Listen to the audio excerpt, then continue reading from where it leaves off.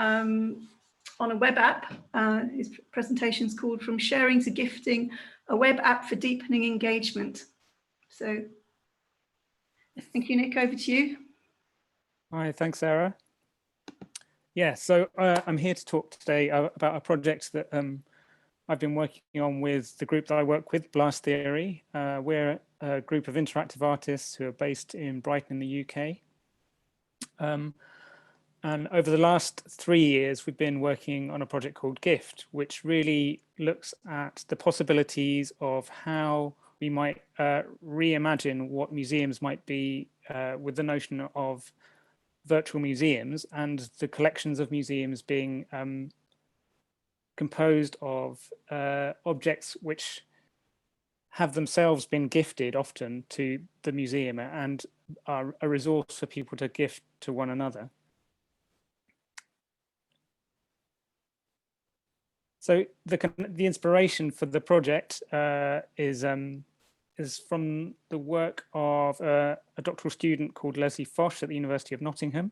So in about 2014, she, as part of her doctoral project, she made a piece of work where she guided people around a gallery to help them select pieces of work from the gallery and turn those into a personalized tour for someone that they love.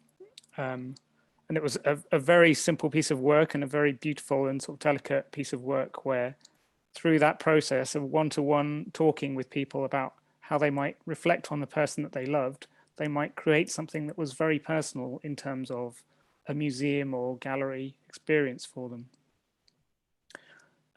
So building on that work, the GIFT project, which was an EU-funded research project as part of the EU's Horizon 2020 Research and Innovation Programme. It was working with the University of Nottingham, the University of Uppsala, the IT University at Copenhagen, and Europeana Foundation and Culture 24, plus another arts organisation called Next Game that's based in Serbia. And our goal really was to sort of build on this initial piece of work to really understand how the act of gifting and giving, the acts of generosity that we habitually make within our personal lives could impact on a digital experience with museums.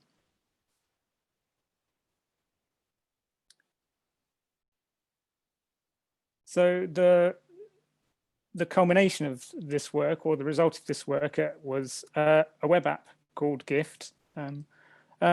And it's a very simple application. So what it does, it allows you to explore the museum prompted by a narrator who speaks in a very kind of intimate way and a very informal way about yourself and your life, and inviting you to reflect on the people who are important to you, and inviting you to choose one person and then use them as a guide to finding objects that you think may be important to that person. So as it guides you, it invites you to take photos and make audio recordings. And by selecting up to 3 objects, you actually make almost like a mini playlist or a mixtape is how we thought of it. But these are wrapped up and turned into a gift, which is then sent through one of a number of channels, so WhatsApp, Facebook Messenger, or SMS to your recipient.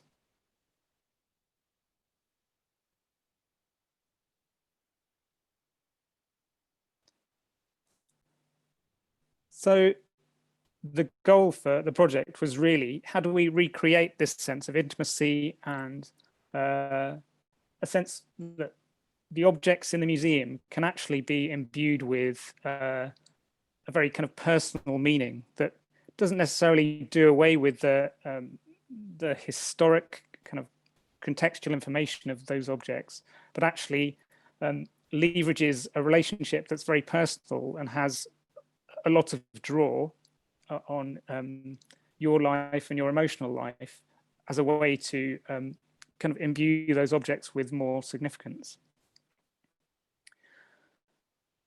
The design process took place over 3 years. it was really led through testing and through working with the museum partners who are part of the EU research project.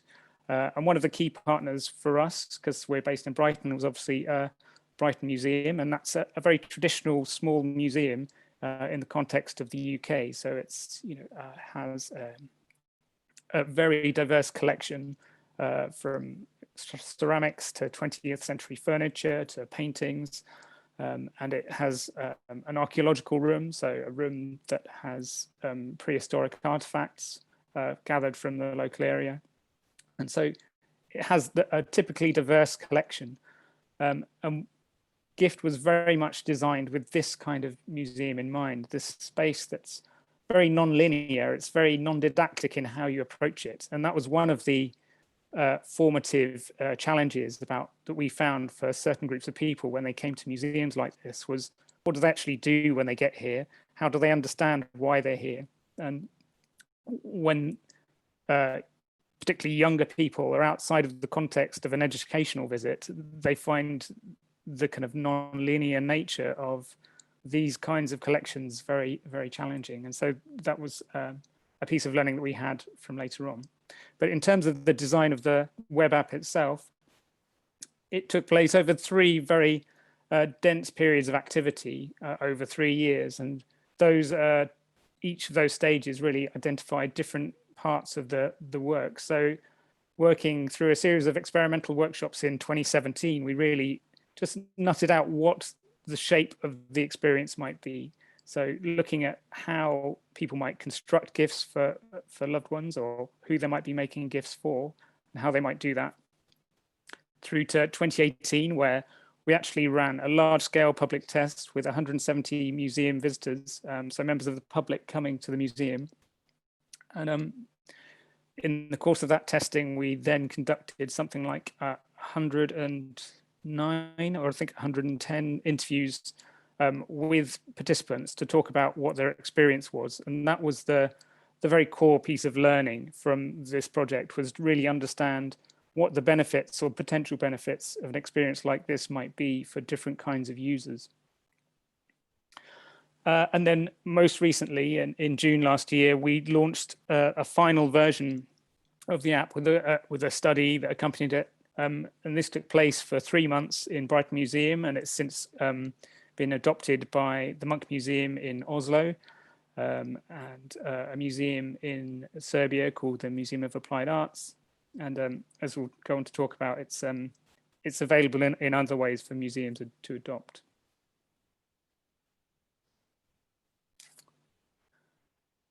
So in terms of what we learnt in the course of making GIFT,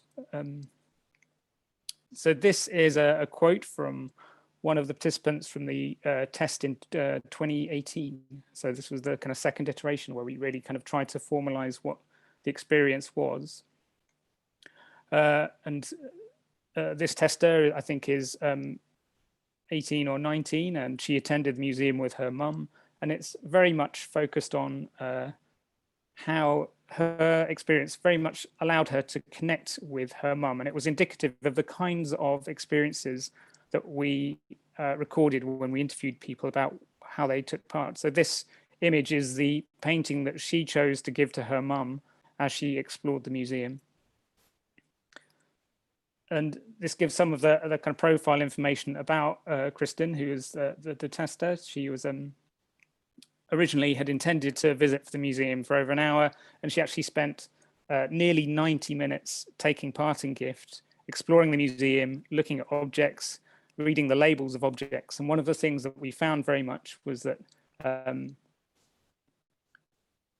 the act of searching, or the act of looking for objects that you'd like to give to someone that you love, really allows you to focus down on museum collections, instead of having a sense of being intimidated by the need to learn or to take in as much as you can as you explore a museum. You're actually given permission to ignore 90% of the collection and really pay attention to things that you think might be interesting to you on a very personal level.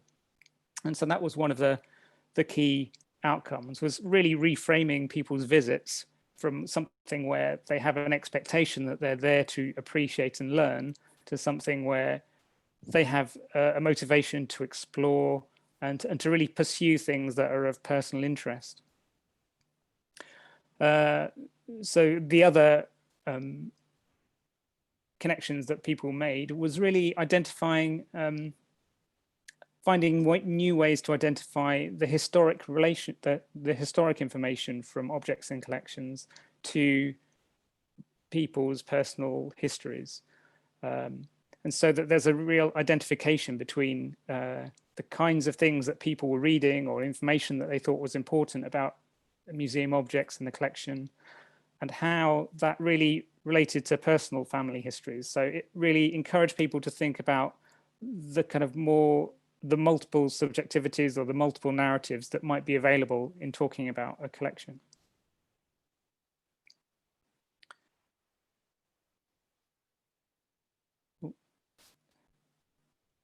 Yeah, so one of the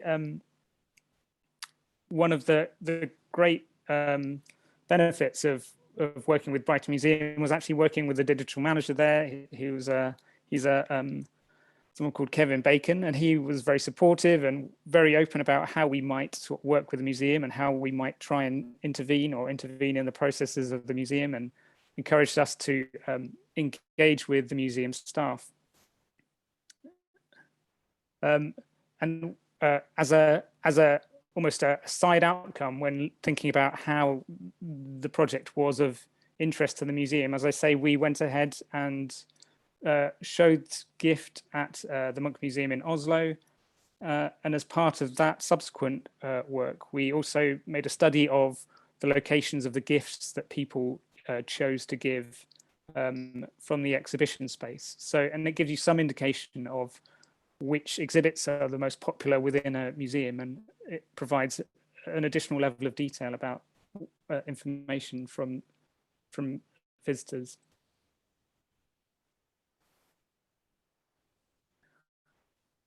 So the challenges of making Gift, and I think some of these challenges still remain. I think the key learning that we had was around onboarding museum visitors to novel digital experiences. So in our second test in 2018, we actually had a large team on the ground in the museum, of a team of about 6 or 7, who were persuading visitors to adopt the experience or include the experience as part of their visit to the museum. But when we returned to the museum in 2019, our goal was to make the experience something that was actually plausible for a small museum on the scale of Brighton to host themselves without having additional staff. And so it was left to the museum staff and the museum front of house team to present Gift to members of the public and talk about Gift as an experience and as an option within their visit to the museum. And the key learning from us was that for people to adopt the experience, any number of pieces of print around the museum, so postcards, posters, flyers within the museum, were often had very little impact in the uptake of the experience. And the one key moment that we found that people were engaged was actually with the museum front of house staff at the ticket desk. And that was the one point at which you could actually persuade someone to try something new and try something novel. And it was purely through verbal recommendations that people were encouraged to take part in the work. But having said that, one of the key changes which is taking place, and which is taking place in the Munch Museum when they've moved to the new building that they've moved to in Oslo, is a real change in how people arrive at the museum. So the Munch Museum is now moving to a purely digital ticketing system whereby visitors will need a smartphone, or 90% of visitors will have a smartphone as part of their visit. And will use that to pay and gain entry and as a sort of digital ticket. And within that, it avoids the need or potentially precludes the need to actually have members of staff talk to you to actually take part in the experience. The other discussion that has been had with each of the museums that we've worked with has also been around making gift or the possibility of gift a driver for visitors or attracting new kinds of visitors, or as the driver for the museum visit in itself. And that, as I said, it was particularly clear with younger people who, when we came to interview people in 2018, often their experience was one where they hadn't been faced with or confronted with a museum where, or they found difficult the situation where they're confronted with making choices about how they would navigate a museum in an entirely unguided way. But they're also not people who would naturally pick up an audio guide, because it's seen as very much about education and that hegemony of a museum as a site of learning. So this is a very much social oriented experience, was something where it potentially is an entirely new framework or a new motivation for coming to a museum. So Gift Now, as I said, after the trial in Brighton Museum in 2019, we went on to present Gift at the Munch Museum in Oslo. But it's since also been shown as, or is currently on show at the Museum of Applied Arts in Belgrade.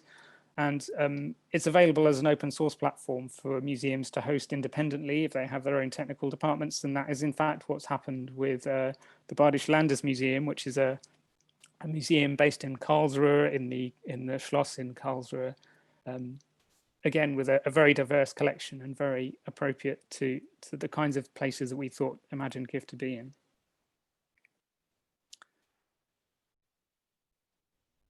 So if you'd like to try Gift, there is actually a live demo of the web app that's online at the moment. So if you go to demo.thegift.app, but you can also read more about the project at the research website, which is gifting.digital. And if you're technically minded, there's also the code repository, and I can paste those links into the chat in case anyone wants to have a go. Thank you. Thank you, Nick. And yeah, please put the links in the chat. I don't see any questions. I did have one just generally, because I think it's a beautiful idea, by the way. It really appeals to me. But I was reading your paper and you said that the Oslo Museum, they were using postcards at one point to encourage people to use the app. But and people started, so they weren't having the staff sort of encourage people to use it, and they were actually picking up, they were using the app, but they were dropping out at certain points. And was there did you find out where they were actually dropping out and why? Yeah, I mean, I think one of the parts of the app is actually voice recording, and I think there's still, when we tested the app in 2018, we provided phones with headphones and microphones sort of built in. So, and there's a sense of being enclosed and carried away. This latest version, we've tried to make it a very lightweight experience for museums to deploy, so people actually use their own smartphone. And a lot of people don't have headphones or headsets when they make museum visits. And there's also, I think, still a sort of social inhibition around speaking or playing audio through a speakerphone or through your phone while you're taking part. And I think that there is definitely, you can see in the logs for how people take part, those moments where there's audio playing or they're asked to record the audio themselves are still obstacles, I think. Yeah. Okay, so we're on time for our next presenter, who I think is here now.